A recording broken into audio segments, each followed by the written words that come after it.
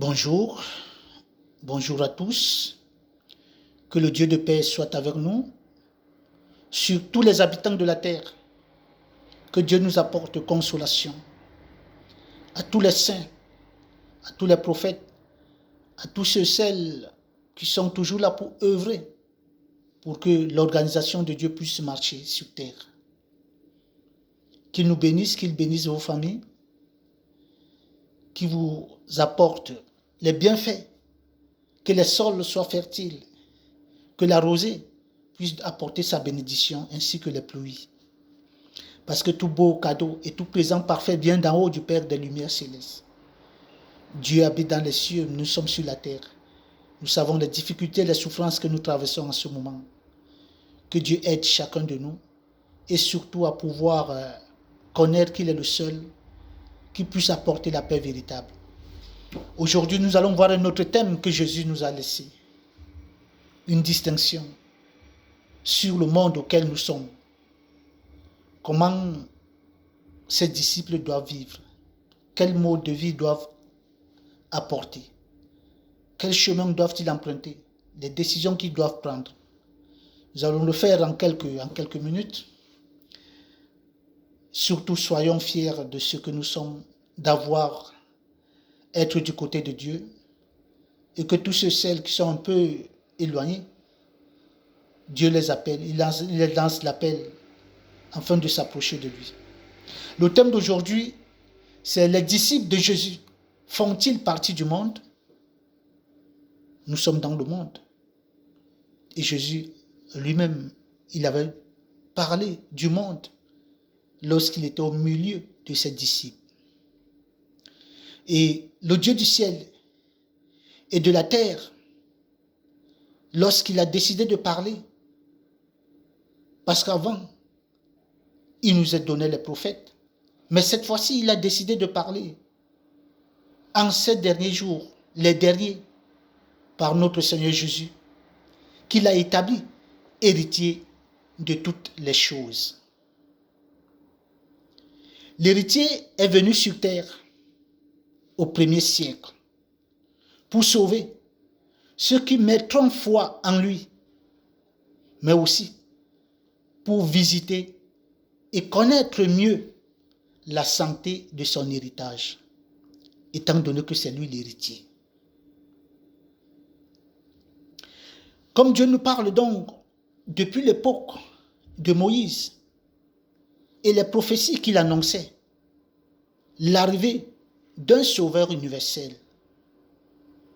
Parce que si les humains attendaient déjà un sauveur, ça veut dire qu'ils savaient que le sauveur devait venir. Ceux qui étaient restés éveillés et vigilants attendaient à cette époque-là même un sauveur.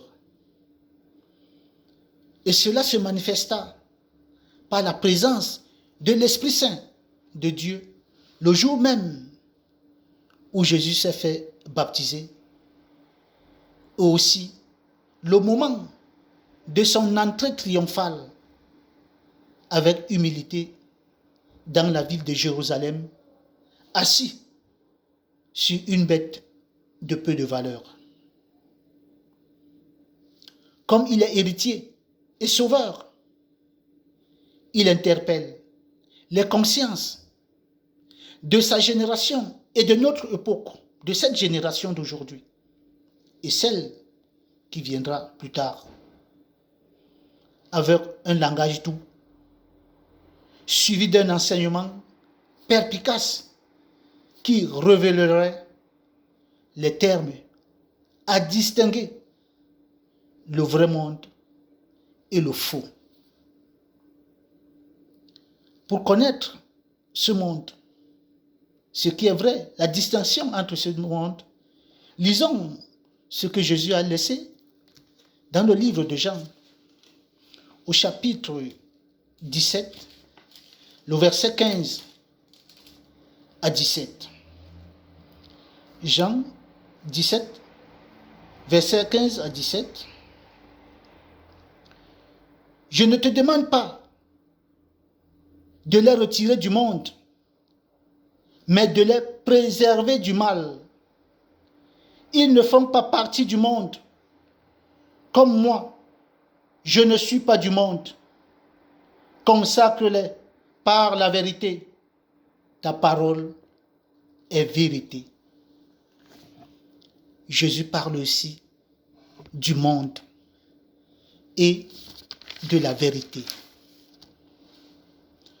Notre Sauveur, Jésus, parle d'un monde qui possède un pouvoir lié à la vérité, qui vient de celui qui est véridique, le seul vrai Dieu. Et un autre monde submergé par la haine, dont le pouvoir est la source de la méchanceté. Le Seigneur Jésus présente deux chemins ou deux pouvoirs ayant chacun des conséquences et ses aboutissements. Étant donc humains, nous savons que nous sommes sortis des entrailles de Dieu, le Tout-Puissant, mais que le monde entier est sous la domination de la méchanceté. Pour ce fait, nous avons deux éléments qui interviennent.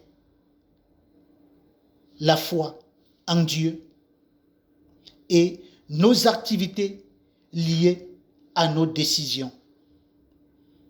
Oui, la foi est très importante dans ce monde et nos activités.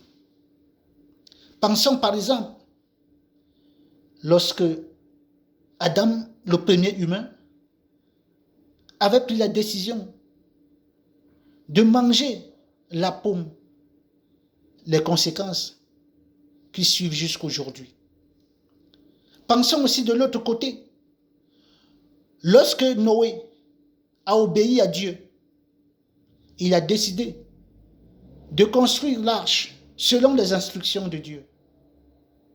Ou bien, pensons à Abraham, quand Dieu lui a donné l'ordre de quitter Ur des Chaldéens.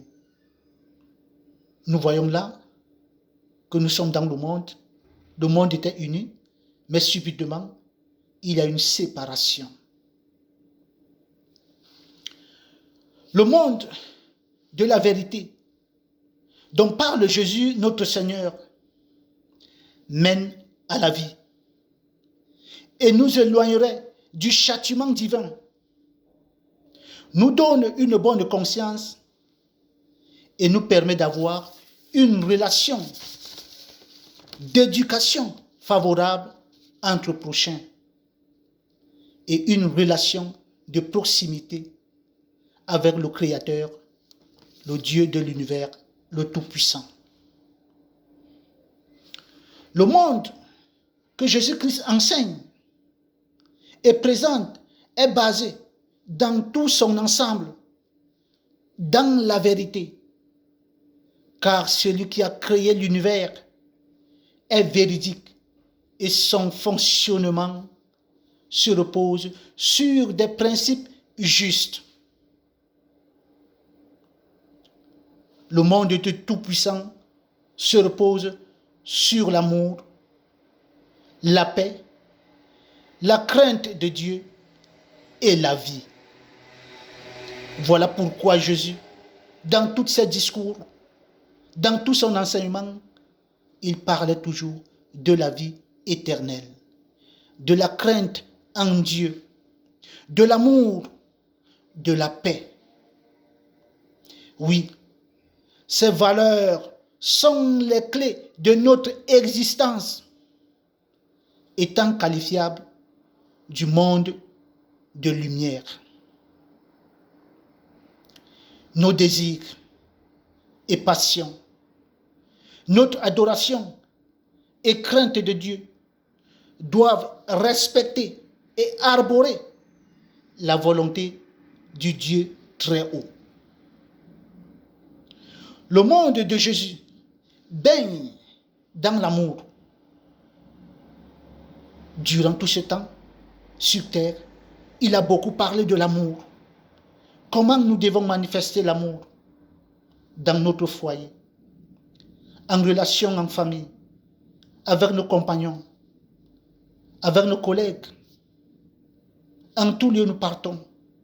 Lisons le livre de Jean au chapitre 13, le verset 34 et 35. Jean 13, 34, 35. Il dit, c'est Jésus qui parle, je vous donne un commandement nouveau. Aimez-vous les uns les autres comme je vous ai aimé.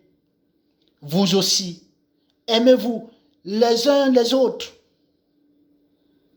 C'est à cela que vous reconnaîtrez que vous êtes mes disciples si vous avez l'amour les uns pour les autres. Ici, Jésus nous donne un exemple d'amour. Le Seigneur ordonne, c'est un ordre qu'il donne à ses disciples, d'avoir un amour intense qui ne s'éteint pas les uns envers les autres. D'ailleurs, lui-même, il a montré cet amour au milieu d'eux. Même quand ils trébuchaient, il était toujours à côté d'eux pour les redresser, leur amener sur le droit chemin. L'amour de Jésus nous enseigne toujours à faire de même comme il a fait pour nous.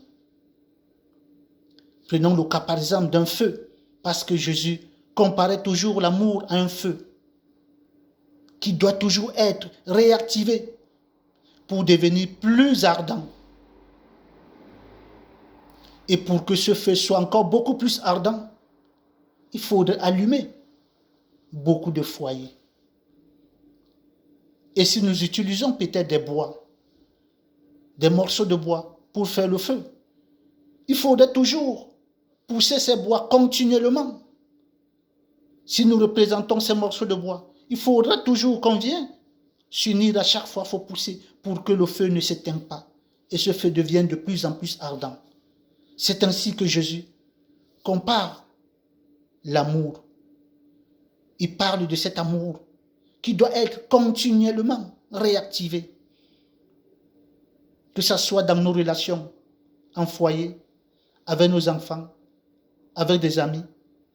Oui, Jésus nous montre aussi que l'amour stoppe la vengeance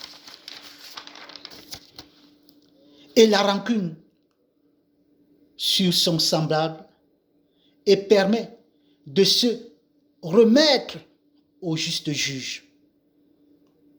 Lorsqu'on pratique l'amour, on remet le jugement à celui qui nous a créés. Le monde de paix dont parle et exprime Jésus l'héritier de tout l'univers est une aspiration plus profonde pour chaque humain. Oui, disons le livre de Jean toujours, qui nous parle de l'amour. Au chapitre 14, le verset 27 et 28. Jean 14, 27, 28. Je vous laisse la paix. Je vous donne ma paix. Je vous la donne pas comme le monde donne.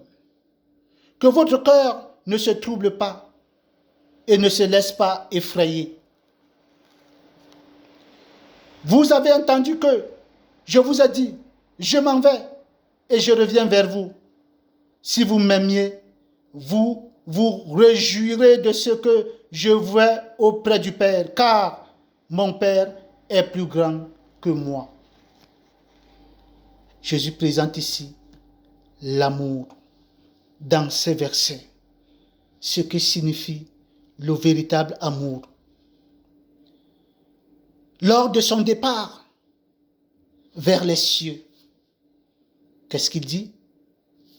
Je vous laisse, Jésus, laisse la paix au milieu de ses disciples, qu'il appelait plus disciples, mais il les appelait amis.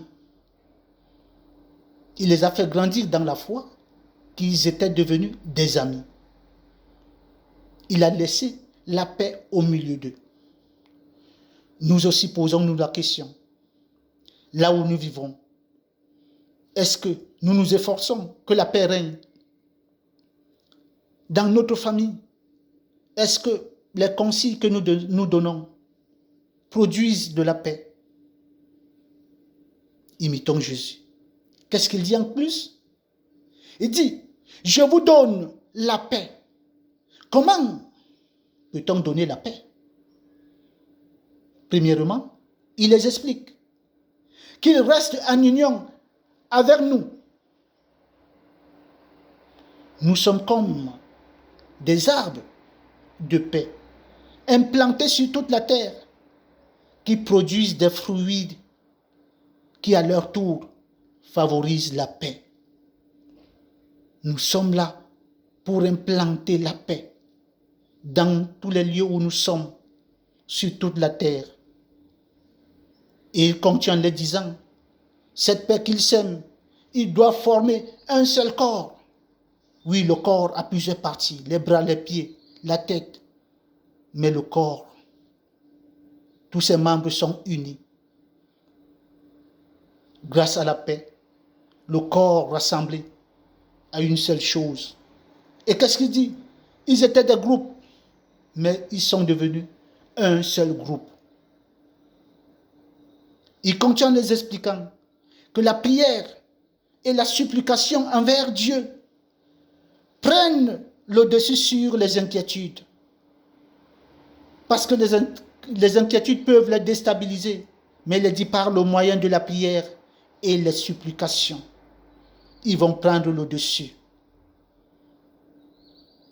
Comme le Seigneur Jésus a vaincu le monde, nous sommes supérieurs aux épreuves. Parce qu'il a dit, j'ai vaincu le monde. Donc, grâce à son nom qui vibre partout sur l'univers, nous sommes supérieurs à toutes sortes d'épreuves. Il exprime les manières d'amour qui nous permettent de rester stables.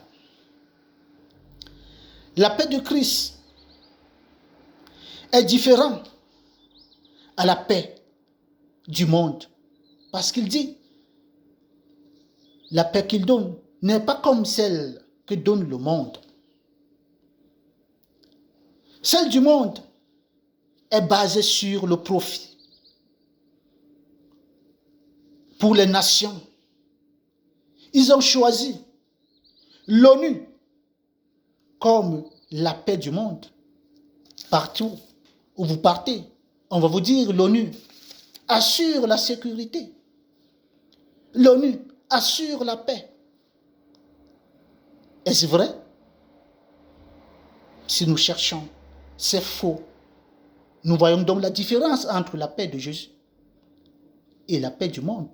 Les humains ont choisi l'ONU pour la paix. Mais que fait l'ONU? Que fait l'ONU? Pendant qu'elles sont, comme ces jours-ci, la 80e session de l'ONU qui se tient aux États-Unis, nous constatons que les usines de fabrication des avions de chasse restent tournées à merveille. Est-ce la paix? Oui, là c'est la paix du monde.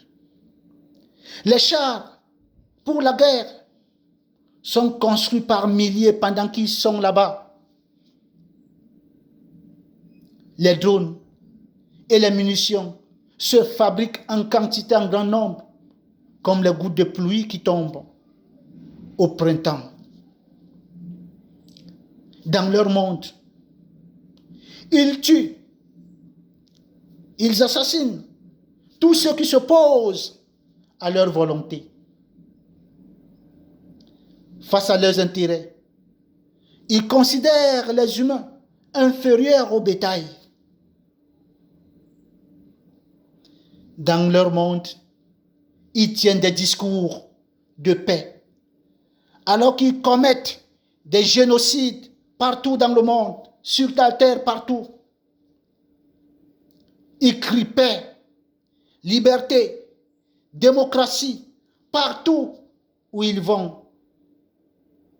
Alors que leur méthode est esclavagiste, séparatiste, idéologiste, appauvriste, isolationniste, complotiste, déshumaniste. Ils mettent tout cela à leur botte pour former un gang. C'est leur paix, cette paix du monde. Ils sont des lions affamés qui se nourrissent de la chair des autres. D'ailleurs, choisi par Jésus,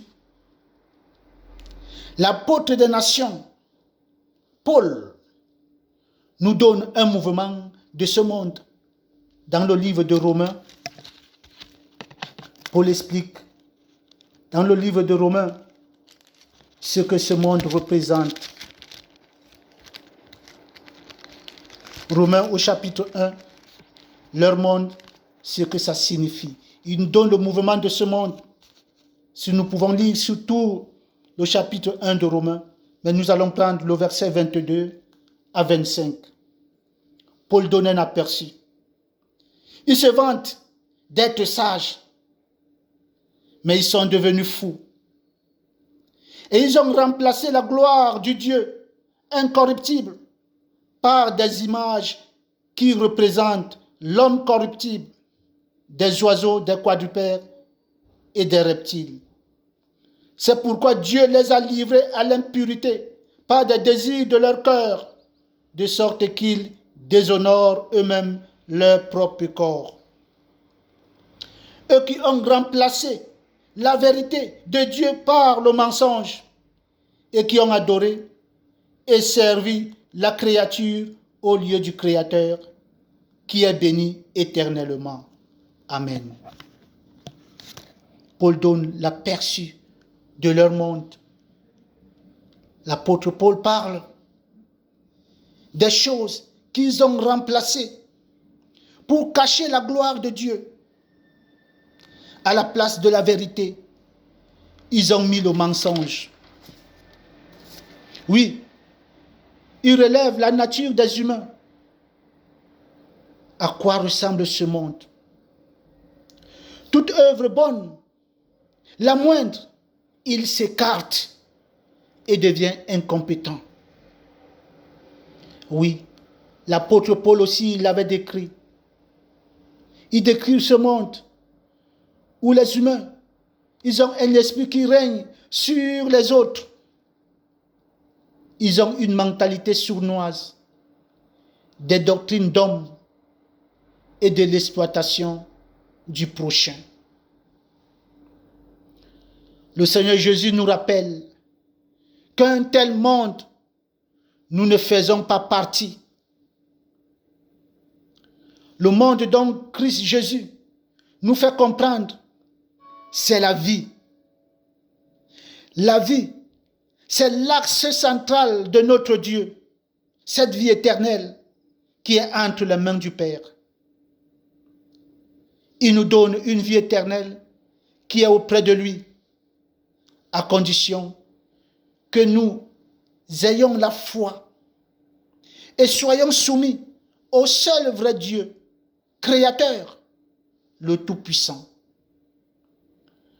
Lorsque nous observons l'univers physique dans toute sa diversité, notre Dieu mérite crainte et reconnaissance.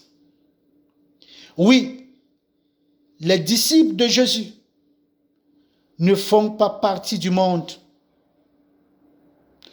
Le Seigneur Jésus est sauveur, n'a pas laissé des temples, mais il a laissé des messages, des leçons, des vies. Parmi tout cela, l'un d'eux, l'amour. Il n'a pas il n'y a pas plus grand amour que donner sa vie pour ses amis, a-t-il déclaré. Chers frères, il a donné sa vie pour nous, pour que nous obtenions la vie éternelle.